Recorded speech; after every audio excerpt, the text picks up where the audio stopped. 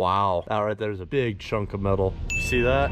I bought this truck for a premium, and after immediately having some pretty big issues, it was time to bring this truck into the shop, get it on jacks, and start finding out just what I was dealing with. I was told this transmission had been rebuilt, and it had 7,500 miles, but second gear was grinding horribly and popping out of gear. And the issue seemed to get worse as the transmission warmed up, and the first step is to take a look at the gear oil. The first thing I noticed was that this gear oil was pretty dark for the mileage, but what I really want to know is what's on the magnetic drain plug. Any metal-on-metal failures are going to show itself here. And unfortunately for me, this transmission had more fine metal particles on it than any other transmission I had personally seen. The entire drain plug was caked in metal sludge. Oh my gosh.